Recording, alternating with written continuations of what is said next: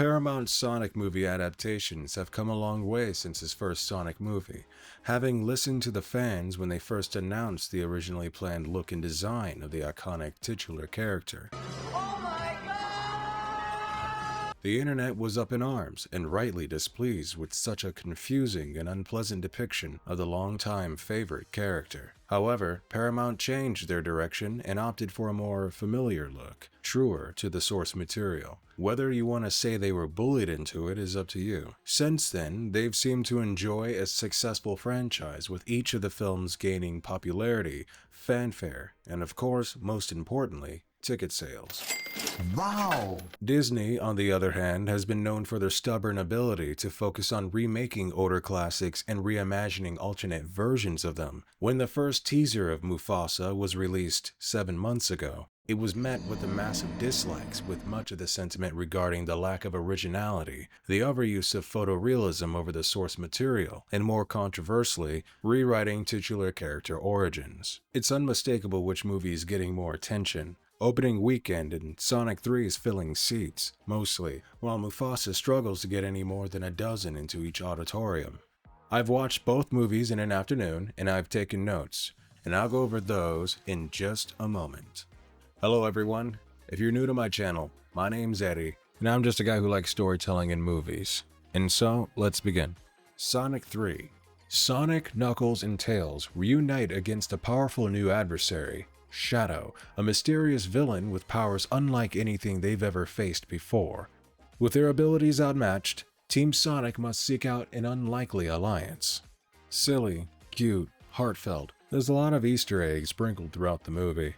Music cue Easter eggs are nice. There's some surprisingly touching moments. It's amusing to hear Keanu's voice coming out of Shadow. Idris Elba as Knuckles reminds me of Drax. Jim Carrey is a treat to see. I had some legitimate laughs, some parts I was not expecting.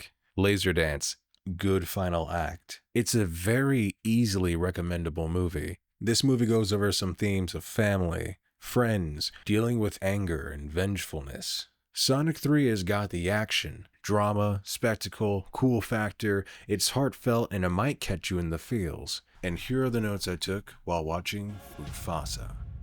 Mufasa, the Lion King, sees Rafiki tell the story of Mufasa to his granddaughter Kiara. The imagery on screen is bright and attempts to be enchanting with visuals alone.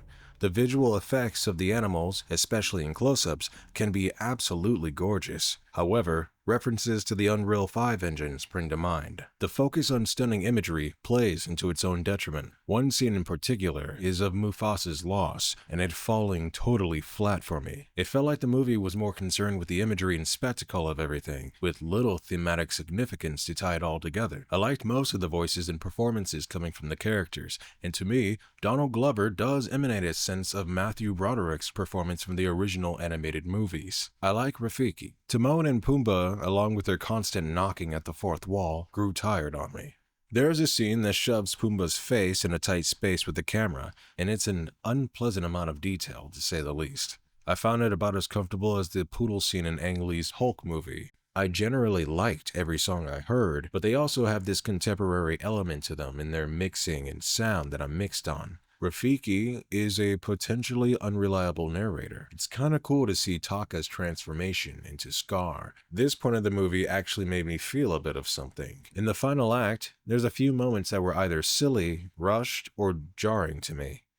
First was that Mufasa was able to convince the Valley of Animals a little too quickly, and his pursuers were nowhere to be seen during this big speech. Another is when Mufasa uses this ability of his underwater that saves him. All throughout the movie, everyone talks about his sharp and talented skills in hunting and survival, but unless I don't know something about lions using Aquaman-like sonar abilities, which is entirely likely, I don't know what to say other than it kinda comes off thoughtless and desperate, or a little strange, to say the least. It's something when you can feel the movie divulge into its formulaic final battles, where Disney stops giving a shit and lets the characters do whatever and survive nearly anything until the fight inevitably ends with a goodie by some means. It's like you can feel the movie realizing its runtime window is closing.